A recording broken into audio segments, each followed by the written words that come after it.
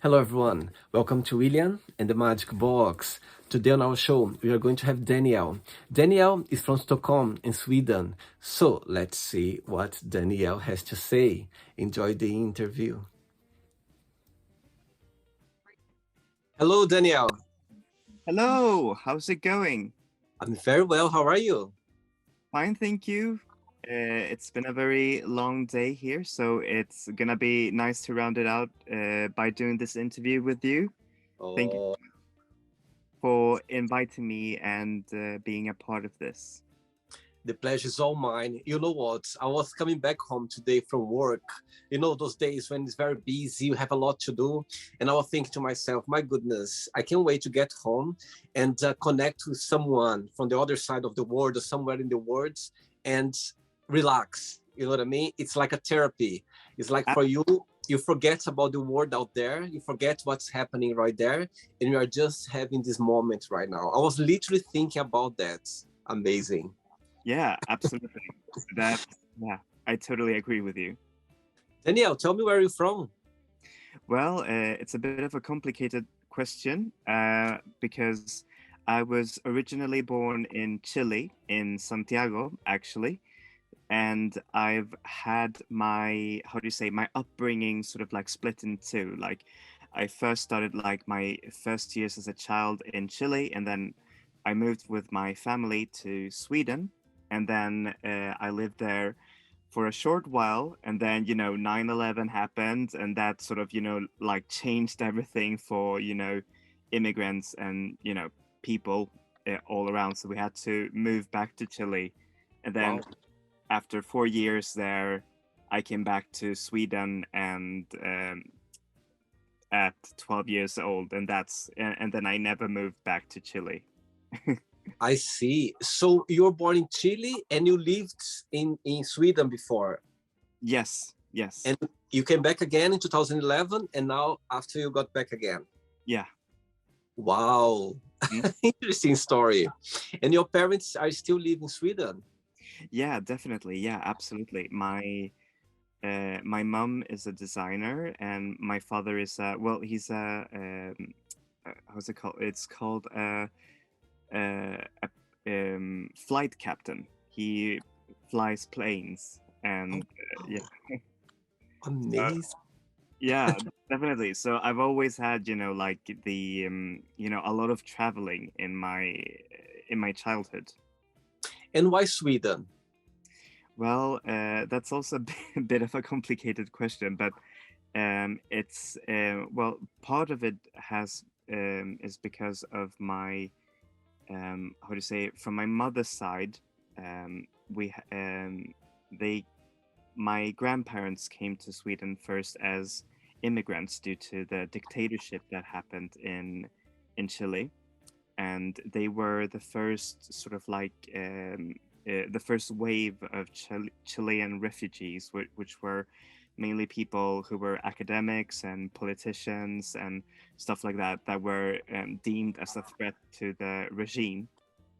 And after moving around and being, how do you say, pushed from, like country to country, they finally settled on Sweden because Sweden was very, very open back then. They really wanted all of the, most of the immigrants to come there, and especially like political immigrants, which my grandparents were.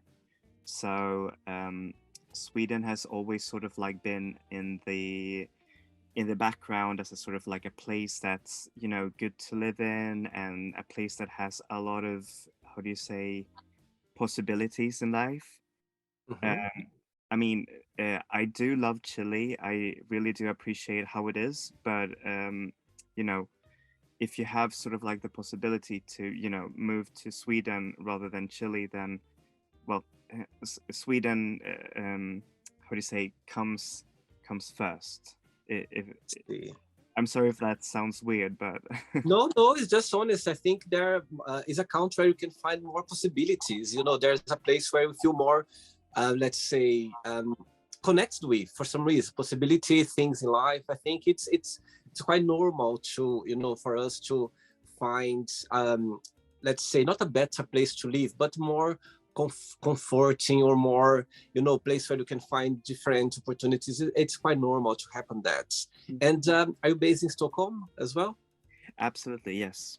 Stockholm is the city I live in, and it's the city that I've always lived in here in Sweden. And do you have siblings as well or not? Yes, I have a younger brother. He's 3 years younger than me. Wow. And what do you like the most about living in Stockholm? Well, I'd say that, I mean, first of all, Stockholm is such a historical city. Like, it has so many things. Like, you can literally go around the corner of, like any sort of street, and there's something important that has happened there. And well, I also love that it's, how do you say, that you always feel sort of like safe when you walk there. Um, I know that it's kind of like a cliche that a lot of Swedes say that, especially during winter times and everything, you know, oh, I want to travel to, like a warmer place. I want to go to Thailand and everything. But, you sort of always think back on, just how calm everything is in Stockholm. And there's always, how do you say, like, you don't have to walk a long a long while before you get into nature, or you see the sea and everything. And it's just so beautiful at night as well, because and some people might find this strange, because usually what's attractive about a city is the poles and the people and everything, but usually during the night it's fairly calm, and you see just the lights, and you walk from bar to bar or to a nightclub and everything, and you just, how do you say, you can sort of like revel in the sort of sereneness that the night gives you, which is It's I've been a few years ago. I've been to Sweden, Stockholm once, and I totally understand you mean. I felt in a place. I felt like very romantic. It was a very romantic place. People walking around the city, as you said, being calm as well. At the same time, it was like a big city, but at the same time, you could see people, they just enjoying the city itself. You didn't see people rushing around, or you just, everyone was kind of taking their time. And that's one of the impressions that I have from Stockholm. I remember that as actually when I was there. It was very interesting. oh, that's lovely. So Daniel, before we start our journey within the magic box, I would like you to tell me something interesting about yourself. Well, something interesting about myself. Let's see. Well, I bet you can see from behind here, I have a huge collection of like CDs and stuff like that. I think it's about 15,000 CDs or something. Oh, wow. Okay, I'm gonna put you in the spot right in the beginning. If you could take 3 CDs over there, and you go like, okay, I can only save, let's see, something happened, and you just can save 3 CDs from that shelf behind you. Which one that would be? 3 of them. You cannot take any other. Okay, let's see. This is such a hard one, but um, Let's put the question maybe a little bit more soft. Let's say that you're gonna go travel for a while. Yeah, the CD is gonna be there, but you're gonna go travel for a while. You're just gonna take 3 CDs with you. yeah, all right. Well, I guess the first CD that I take with me is uh, yes, I'd say it is the Knife's album Silent Shout. The Knife is such an important band for me, because I feel like they envelop so much, for a queer person. They really do so much with their expression that is not only about their music, but it's also, how do you say, the things around it, the aesthetics, the how do you say, the presentation, and the gender bending and everything. And I feel that that is just so beautiful. And the second CD that I'll bring with me, I guess it is gonna be Wild Beasts' first album, Limbo Panto. I don't know if you know of them. They're a British band, Yeah. and I've always loved this band so much because, how do you say, they really do put, how do you say, the masculine and feminine, and it's a band of, you know, like, you think that they are like super masculine dudes, but you know, they really put on, you know, like a very androgynous and very, how do you say, emotional type of art rock that is just so fascinating to me, and I really, really love it. I see. And let's see, the third CD that I'll bring with me, it's gonna be Bjork's album debut. Okay. Yeah, because, well, Bjork, she's a very important, how do you say, artist for me. She really inspired me into sort of like blend, how do you say, house music with, you know, lots of others, how do you say, genres, and you know, just look forward, you know, with jazz, and you know, and you don't always have to, how do you say, sound perfect while singing. You know, you can always be a bit wild with it, and you know, just do all of that stuff. Amazing. I love it. I love your choices. Daniel, and what do you do for work, for living? Well, what I do for living, right now I'm actually searching for work. I'm a newly examined lawyer here in Sweden. But you know, due to the economy and everything, it's getting a bit harder to do some work. And on the side, I do lots of music, and I perform sometimes as an artist. But you know, that doesn't really pay, but one can dream. I think you can balance all of them together. Somehow you can do that as a joy as well. You never know. Sometimes can take off and go in a different direction that you're not expecting. You never know.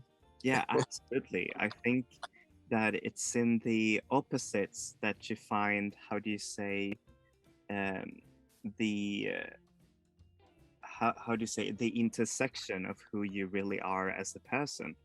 And I feel that unfortunately, you know, it's a very common stereotype that, you know, people that go to law school are often, you know, just very in the box. And unfortunately, that's very true. But you know, there are a lot of like people who, how do you say, who are different. Yeah. You know, not so many, and I feel that these people are the ones that, you know, bring a different, how do you say, view into law, and how do you say, justice overall, which is a very important thing. I think that it's more dangerous for, how do you say, a law practicing person if you have, how do you say, a very inside the box type of thing, thinking. Yes, I think somehow, you know, you can go both direction and bring some colors for each other, kind of mix a little bit. I think that's what makes interesting. Good for you. Good for you, Daniel. Are you ready to go on a beautiful journey through your memories in life and to share your point of views? Yes, amazing. Welcome to William and the Magic Box. So this is my best friend, okay?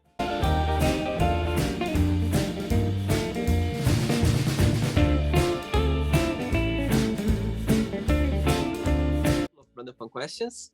I'm just gonna play a song now just for us to move a little bit before the first question, okay? Let's do it. Daniel, before we start the game, during the journey, if there is a question that you don't want to talk about for some reason, you don't want to answer, I always can change, okay? Mm-hmm. All very friendly. Yeah. First question for you is, what was the last thing that made you smile? Oh, let's see. The last thing that made me smile, well, it's actually something that's quite recent, and it happened, let's see, last week even. It was, I had my friend come over from Germany. It is a friend that I've been actually believe it or not, we've been pen pals. So we've been exchanging, like letters and, messages and everything.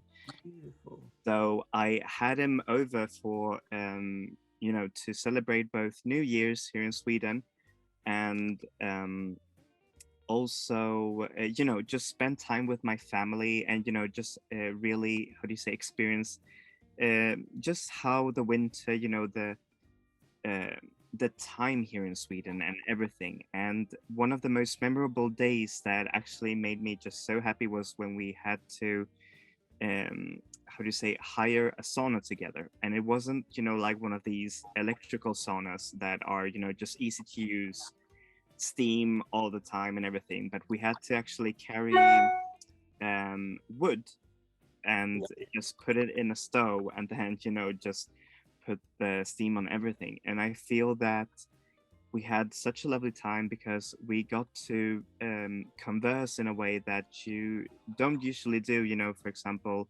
when you're hanging with friends and everything. So we really got to have these really deep conversations and listen to jazz music and, just have fun and also take a dip in the freezing waters, which was really, really, well, maybe not my favorite part, but also, it's nice. So yeah.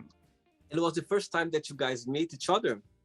Actually, no. He came here. Let's see, twice before here, but it was always, like very short visits, and he usually stayed at like an another Airbnb or something like that. This was the first time that I actually had to invite him to my house and just spend some time here, which was great. Oh, very sweet. Next question. Right, Daniel from Sweden. Next question for you is tough question for you now. If you could do something illegal without getting caught, what would you do? Ooh, let's see. Something illegal. Always can change a question, okay? Just remember, always can change. Yes. I guess I would love to, just steal $1 million and, just get away with it because, guys from movies and everything, they look like so cool doing so. And usually you're not rooting for the police, you're actually rooting for the guys, just stealing all of their $1 million and, driving away and everything. That, I mean, due to, like movie logics and everything, you always know that they're gonna get caught, but you're always kind of like rooting, come on, please, just do something. Let's say that, yeah, carry on, sorry. Actually, there's a funny thing that happened here in Sweden. It's one of the most like well-known crimes that have happened here, and it's called the helicopter. What's it called? The helicopter thievery. And it was basically this group of thieves that had planned to hire a helicopter and steal a lot of money. I think it was from like this security corporation or everything, and they never got caught. Wow. Yeah. Interesting. Yeah. As they call the perfect crime. There's no traces. They didn't leave any trace. Everything was perfect. Yep. Next question. Let's do it. Daniel, before the next question, tell me, what did you like the most about studying at law school, your course? What was the most joy part of it? And at the same time as well, what was the most challenging part? Well, I think the best part of studying law, which is something that I actually can recommend a lot of people, if you feel like, how do you say, curious about, like law and everything, I think everyone should do it because law sort of like really opens up your eyes, to see society in a different type of way that you didn't see before. Usually you sort of like see society as this sort of like black and white sort of thing, but like with law, you start seeing that society is more gray than black and white, and there's, you know, the law isn't as rigid as people think, and law is there for, you know, like different reasons. And then you can start, after you, how do you say, learn all of these laws, then you can see, you know, is there a way that we can improve this? And if, what's my role in all of this, which I feel is something that is a, how do you say, very humbling experience when you start studying law. And I feel that that is the best thing about studying law, is that you get all these new eyes. And yeah, and the worst thing, right? The challenging part. The challenge, the most challenging, I'd say, is to, how do you say, well, I wouldn't say like reprogram your mind, but sort of like try to think in this sort of like special way that your teachers or professors want you to think like. Because as I said, you know, like with this black and white thinking, you start going into law thinking that, you know, oh, this is the most, how do you say, how do you say, this choice is more justifiable than this one. But in fact, it's not like that, because you still have to comply to what the judges are saying. And I feel that myself, I came from, you know, like a very artistic background, and, you know, like a very, how do you say, like free form and like a free thinking background. So, you know, just to put everything on the sort of like on this box was a very difficult thing for me. But at the same time, I thought that I grew a bit more as a person, you know, just because I could challenge myself into, well, use this sort of like free thinking past into this new, how do you say, legal law school type of mold. All right. Next question for you is, good question. If you're not yourself, would you like to be yourself? If I'm not, oh, well, that's a very, how do you say, that's a very good question, actually, because usually when you go about in life, you start, you know, saying stuff, no, you start thinking about, you know, do I love myself? You know, do I look myself in the mirror, or, you know, and do I think that I love the person that's behind that mirror? And for me, it's sort of like become a bit of a trip for me, because it is not always hard, you know, to love yourself, especially if you're different. You know, being a queer person, you sort of start with a disadvantage, you know, because as a kid you sort of don't really think about those things, and then, you know, when the world reminds you that you're different and that you're, how do you say, that you're not deemed, how do you say, worthy by societies and everything, and these are thoughts that you get. It's not something that someone told me, but it's, you know, it's always there. And I feel that it is, how do you say, a constant trip, you know, to sort of like learn to love yourself and everything. So to answer your question, I'm sorry if this was like a very, very long tangent, No? but I'd say that right now, as things are, yes, absolutely, but with, you know, with small caveats and everything, because I feel that I still haven't arrived yet to where I want to be in my own self-love journey. Very interesting, your concept, the way you explained that. I think all of us, we go through that, you know, the thing that is not very clear. Maybe there are some barriers that, because of society or religion or the way we've been brought up, it's kind of difficult for us to fit there or to understand as well.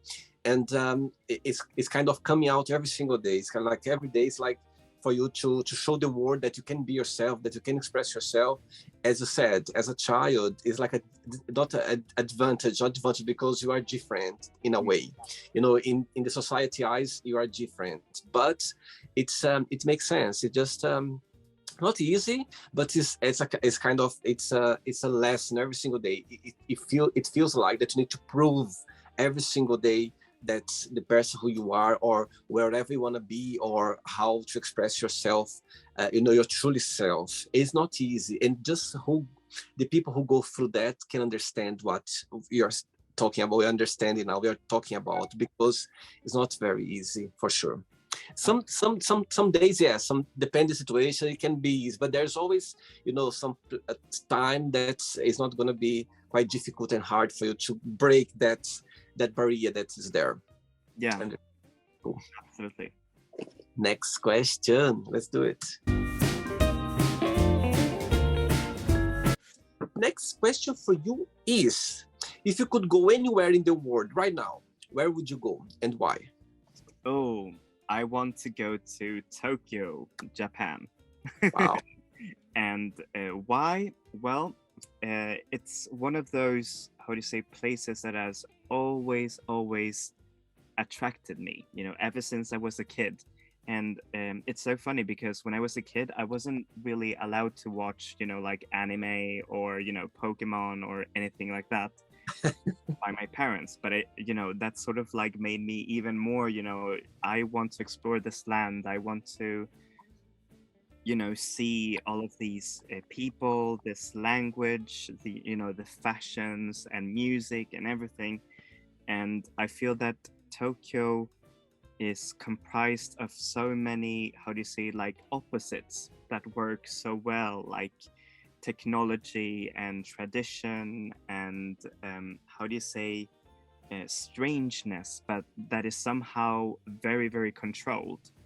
And I've always sort of had like Japan in the background in my sort of like upbringing, especially, you know, my father being a captain when I was how do you say, young, when I was a young child in Chile. He would always come from, I think it was Sao Paulo, which has like a Japanese district or something. Yeah, very famous in Brazil. Yeah, very famous. Mm-hmm. And you always brought, you know, like something Japanese from there, you know, just to make me happy. So yeah, it's so true that back in Brazil, like in São Paulo, there's a community there that's a very famous, because they don't look Brazilian at all. And saying that, here in London, I remember once I was in the tube, in the train, and was a few people there, and suddenly the three Japanese people sat in front of me. And again, by the way, it's one of my bucket lists as well to go to Japan. I think it's something that I really would like to explore, to see it. Anyway, so I was there, sitting there in the train. Suddenly they started talking Portuguese from Brazil. And I was like, oh my God, I would never tell that they were Brazilian. Never. I would never tell they were Brazilian. And actually, back in Brazil as well, I have friends that I grew up with, studying at school, and they literally looked like a proper Japanese person. You know, their grandmother, grandfather, they were, you know, they were born in Japan or very connected. And I couldn't, I remember them. I remember they look so much like Japanese, and they were Japanese anyway. But yeah, it's a big community in São Paulo that you just, when you hear them speaking Portuguese, you go like, my goodness, how is possible? It's so funny to see. But yeah. Yeah, it's also why I appreciate, you know, like both, how do you say, Japanese music, because Japanese, how do you say, pop music has a lot of inspiration from, you know, like Brazilian music, from like bossa nova, from salsa, and it's I feel that it's a very beautiful sort of like exchange, but also like blending of two totally different cultures, and it's well. Absolutely. Good one. We go together, okay, to Japan. Okay, let's organize everything, okay? Absolutely. Next question. Danielle, next question is, what do you like the most in your best friends? The most in my best friends? Oh, well, I guess, you know, it's the how do you say um,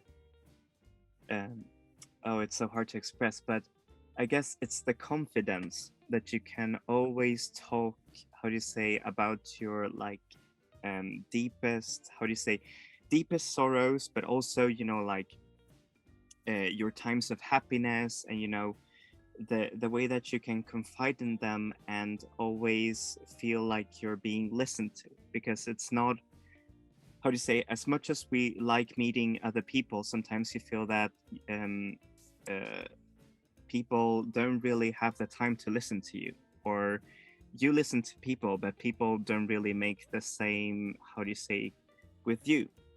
And Yeah. I feel that you know, out of all people that I can call my really really close friends, I can count them on a single hand.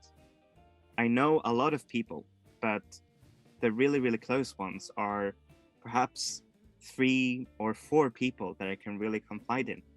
And I don't know if that's something bad or something good, but I feel that I at least have like some sort of like safety net that is not only my family, but it's also, you know, friends, because friends are the chosen family in a way. And friends, best friends, you don't choose best friends. They come along naturally, like a chemistry. It's like a connection, you know? You don't go around saying, oh, you're going to be my best friend. You're going to be my, it doesn't work like that. It's when the connection is there, that's it. You're going to have hard times. You're going to crush sometimes. You're going to have beautiful memories, but you know that they are a safe place to be. It's a place where you can be yourself. You can literally express the way you are without any thing. You just can express yourself. Sorry, because you know that they're gonna tell you off. They need to. They're gonna agree with you. They're gonna share with you the memories, or they're gonna be there for you. So that's the best place to be. It's around your best friends, for sure. Absolutely. 3 questions left for you, Daniel. Let's do it.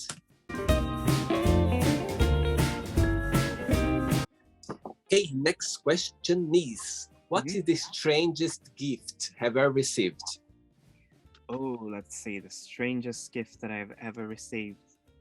I guess I'm gonna have to say it's this really really cool vinyl player that is not a modern vinyl player, but is this vinyl player that you can sort of like put on the wall, and it looks just so so funny when you play it, because it, you know, it works only with, you know, like normal black vinyls, but you know, with colored vinyls, you know, that's the new modern thing, is that an artist releases, you know, like pink neon vinyls and everything, and it doesn't read any of those vinyls. So I have it on the basement, but you know, so yeah, it doesn't really work. But I thought when I first got it, I thought, my god, this is really really strange, because you can't really put it, you know, like laying down. You have to always put it on the wall. Wow. Yeah. And who gave it to you? It was actually my aunt and her fiance. Wow, interesting. Back in Chile or in Sweden? Here in Sweden, actually. 2 questions left for you. Let's do it. But before the next question, tell me how, when you think about Chile, about, you know, Santiago, what's the best memory that comes to your mind? And also tell me how was growing up as a gay boy. Did you have support of your family? Yes, about the Chile thing.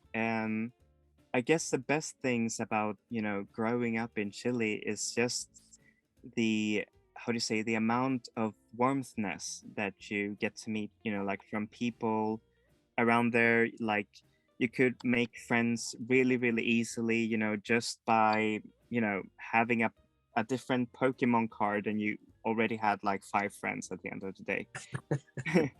But, and you know, the summers as well, and the closeness to mountains. I feel that, you know, here in Sweden you don't really get to see mountains a lot, especially like in Stockholm, but you have to really go farther north in Sweden. But in Santiago you always had, you know, like this, the majestic presence of the mountains and everything.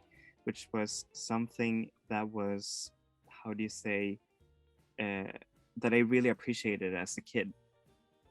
And the amount of, how do you say, just good fruit that you could get, you know, like really delicious fruit and vegetables that you could get for like, you know, no, how do you say, no money at all. And everything is, you know, grown close to you and everything, which is, you know, just really, really nice. And how do you say about, you know, like growing up gay? Well, for me, I guess, you know, it wasn't really, really hard. I guess the thing that made it hard for me was like my own preconceptions on how everything was gonna, you know, no, sorry, how everyone was gonna react to when, if I came out or when I came out. And that sort of like made it really, really hard for me to live a very, how do you say, authentic life, especially as a teenager in high school. I was very, you know, like, at first I was sort of like thinking, you know, I'm maybe I'm asexual, or, you know, I have no attraction to anybody, but, you know, there's always like this latent part in you that screams, you know, otherwise. And I think that that was the hardest part as well. And also because when I actually moved from Chile to Sweden, I was very, very bullied in my school in Chile. And I got so many, how do you say, harsh words, you know, like, you're a sissy man, or, you know, calling me the F slur, and everything. And that was even before I had a conception of my own sexuality as a child, because um, I was, you know, I just saw myself as a very, very happy boy, not as, you know, someone who's gay. And so to see all of these, you know, like kids say that to you, and then in your later life, when you find out about yourself and you're sort of like proving those bullies right, that is like the most major, how do you say, major setback that you have in your mind. And for me, that was the hardest thing about, you know, just growing up gay, and, you know, being perceived as someone different. But, you know, when I came here in Sweden, and maybe I was lucky, but I actually got into, how do you say, a very accepting uh, class, you know, both in like, how do you say, primary school and also high school. um, Even if I was very closeted, I felt that if I came out, I would have, you know, been embraced, because I really, really came out during my university years. So yeah. Interesting. Right. Next question is, who do you count the most for help? Who do I count the most for help? Well, I'd have to say my mom, because she's a very, how do you say, very how do you say, understanding person. So anytime I have any sort of like question about, you know, life, or, you know, decisions and stuff like that, I always confide in her, and I really, really appreciate her for that. So I feel that if all of my cards, you know, are down and I have nowhere else to go, I can always, you know, rely on my mom and my family and my brother as well. I can see all of them watch the interview right now and smiling, knowing. Ready for the last one? Let's do it. Last question. But before the last question, people watch the interview right now. Would you like to start, you know, a course, or to study law? Yeah, like a university. What would be your best piece of advice? My best piece of advice, if you want to come into, you know, like studying law and everything, is to just take it easy. Don't take everything so seriously. I know that people, and that was also like the main fault that I did, is that I took it all too seriously. I tried to read every single book, from front to back, and I tried to memorize everything. And that was really was a really, really bad thing to do, because I thought that, just by reading the books and, spending, like from 8 o'clock to, like 6 o'clock in the evening, just studying, that would, how do you say, help me pass the courses. But in fact, you don't really have to study that much. Just really have to focus on what's important and try to get, how do you say, people around you, just to discuss all of the questions, and how do you say, law things together. I know that people say that you have to read a lot in law, but really, you don't really have to do that. You really just have to, how do you say, make time for yourself. Be, how do you say, go and work out, do a hobby, and anything that sort of like can, how do you say, disconnect you from everything that is law. Because if you have constant law study from, like morning to evening, then that seriously impairs your, how do you say, your way of understanding things, in studies and everything. You need to have something that you can, how do you say, Distract you. exactly. Yeah, so because it gets boring and you lose interest, you don't feel like anymore study, you get tired as well, your mind get tired. So it's good, the balance. As you said, distract yourself with something, go for a walk or talk to a friend or watch something, just to kind of get away a little bit, so your mind can rest a little bit and after you can come back again. Absolutely, yeah. Last question for you is, I think that's going to be very easy. What is your all-time favorite band and why you consider that? Oh my god. My all-time favorite band. Let's see. Well, I'm gonna have to say ABBA, because ABBA is just a very important part of me, because when I was a kid, I was also very bullied because I listened to ABBA, and they thought that it was very, like sissy and disco and, and everything. But to me, ABBA always brought, like the joys with the melodies and with, how do you say, even if I didn't know anything about those emotions when I was a kid, I could still, feel like the melancholy of, songs like The Winner Takes It All or SOS or Knowing Me, Knowing You, and, all of those songs. And they bring so much joy and yeah, and they're just timeless. You can find the DNA of like basically every scandal pop singer, after ABBA, Robin, Tove Lo, you name it, any of those, they all have the DNA of ABBA in them, because they have all of these melodies and concepts that have lived, throughout the generations.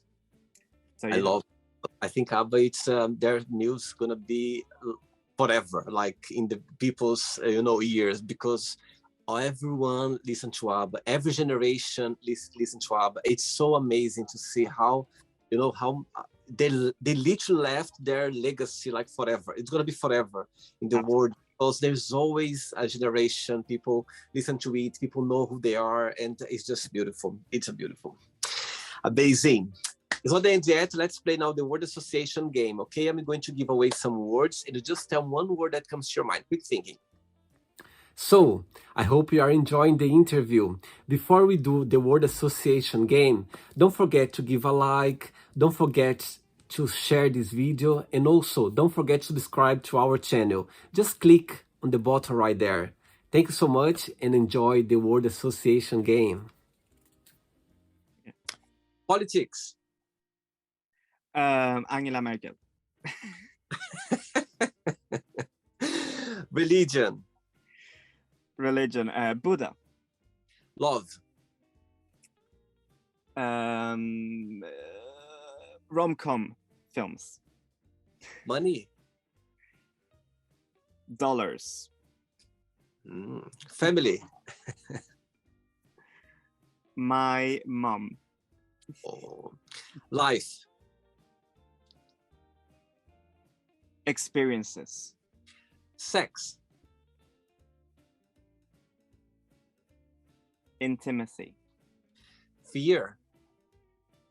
Spiders. Ooh. Friendship. Messages. I like that. Desire.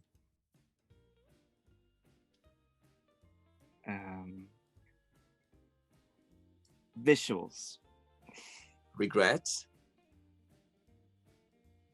Spending time. Wish. Happiness. And how about happiness? One word. Music. One word for Chile. Warmth. One word for Sweden. Structure. One word for ABBA. Fabulous. I love it. And the last one now, law school, one word.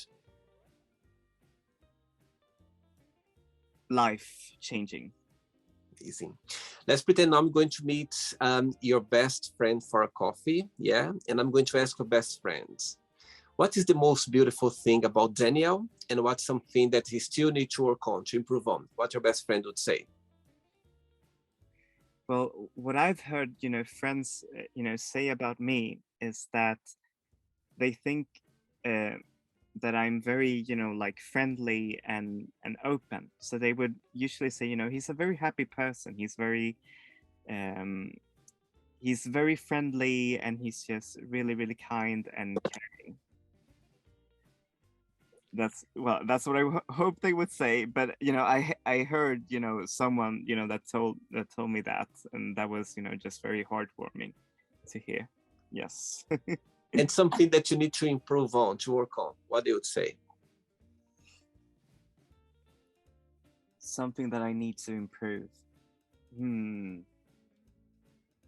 I guess it's my fear of conflicts. It's very ironic that I study law, because law is very like a conflict-ridden type of profession, but it's always something that I've been really, really afraid of. It's just speaking up my mind, and saying no when you have to, saying no when you don't feel up about it and everything, and you don't constantly have to please everyone.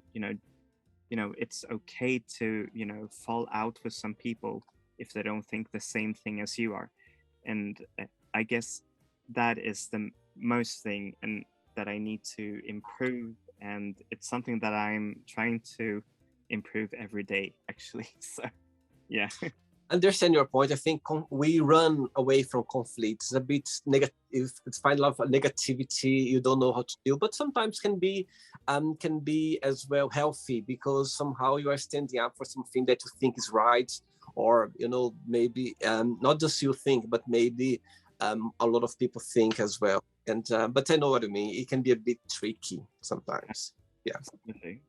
Let's play now Daniel and the Magic Box, and you can ask me a question. But okay, you can ask me a question now, Daniel. All right. What is for you the greatest joy in life? Wow, beautiful question.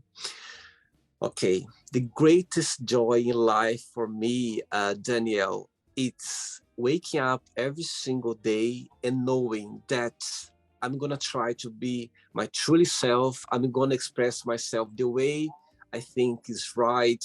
I'm gonna, try to be the best of me, and also knowing that I'm gonna make mistakes. I'm gonna do right things. I'm gonna get sad. I'm gonna get very happy. That's for me. It's the joy of life. For me to live life, knowing that it's not gonna be always beautiful, knowing that sometimes it's gonna be difficult, it's gonna be hard, but at the same time as well, I know that everything is happening for a reason, to build the person that is gonna make me be the best person ever, and also on top of that, the greatest thing in life is the fact that I know that I'm going to connect with a lot of people around the world through this beautiful project that I work every single day. I think for me, you have no idea, going to bed, thinking about the magic box, and waking up every single day knowing that I'm going to connect with such an interesting person like you from other side of the world or anywhere that, you know, is going to be part of the show. That's the joy, you know, it gets all together. So yeah, for me, that's the greatest joy of life. It's living life, you know, being vulnerable, knowing that, you know, it will bring a lot of challenge at the same time as well, you know. Everything, I think, when we are conscious that life is like a roller coaster, you know, it's like up and down. Yeah. It makes life interesting as well, because you know that when you are happy, it's okay, you're going to enjoy that moment, but at the same time as well, you're going to get down, you're going to feel sad, and it's okay as well. That's what makes life interesting. So that's the biggest joy of life for me. That's fantastic.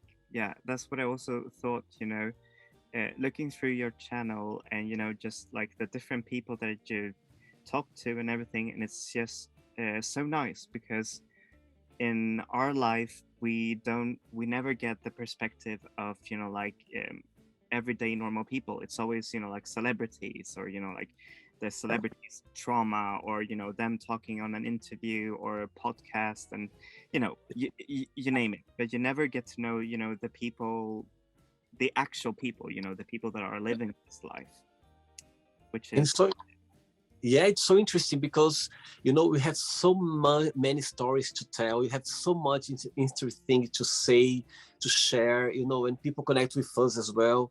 And I think it's so nice to, you know, I'm so lucky to be able to excuse myself to other people's house. For example, I'm literally excusing myself to your house because you're opening your house, not just the place where you are, but here, your house here, you know. So that's as well, it's the biggest joy for me. It's the, you know, if I would see someone doing that, then I would be like, oh my God, I'd like to be doing that.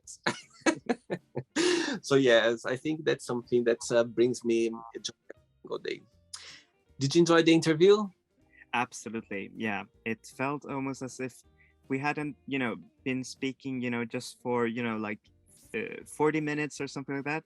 It felt like, you know, we were sitting at a bar, you know, just enjoying and having a good time.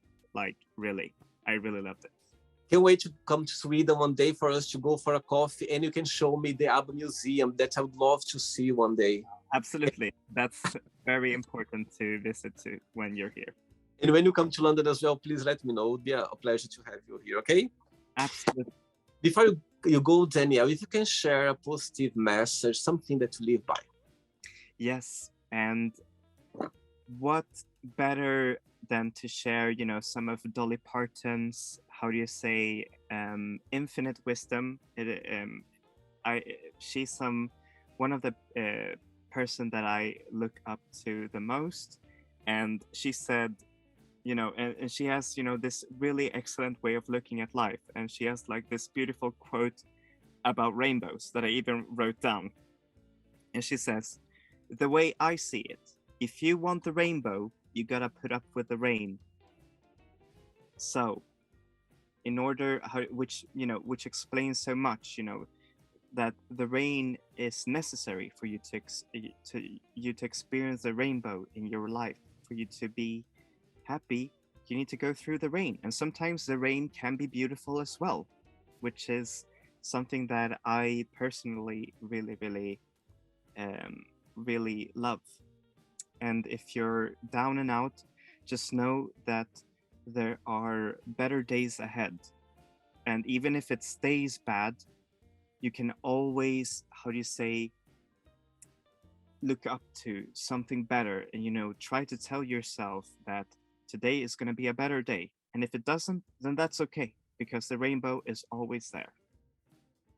Totally understand. I totally believe as well. And I think that imagine if life would be just flowers, beautiful sky, it would be boring. You wouldn't learn anything. So the rain is welcome all the time, you know, to let's say, to clear up everything as well, to show that there is always, as you said, a rainbow somewhere, and you can find it. But go through the rain, because it's a very powerful place to be as well, because you need to be there to understand a lot of things that you just understand when it's raining, because when it doesn't rain, you don't understand. You're never going to learn that lesson. Absolutely. Yeah. Okay. Regards to your family, keep in touch, and it was a pleasure having you on the show. Thank you, Daniel. It was really, really nice. Okay. Thank you so much for having me here. It's been an honor and really lovely to talk to you and, just be a part of your program. So yeah, thank you so much. You are part of the community now. Yeah. We literally made memories. Imagine watching this interview like in 10 years time. Imagine how amazing. Take care, okay? Have a good night. Bye-bye. Take care. So, did you like the show? Don't forget to give a like, share it, and also don't forget to subscribe to the channel. And if you'd like to be part of the show as well, first, subscribe to our channel, and after that, just go to our website, www.williamandthemagicbox.com, and send us a request saying why do you like to be part of the show. And I see you there. Bye-bye. See you next time.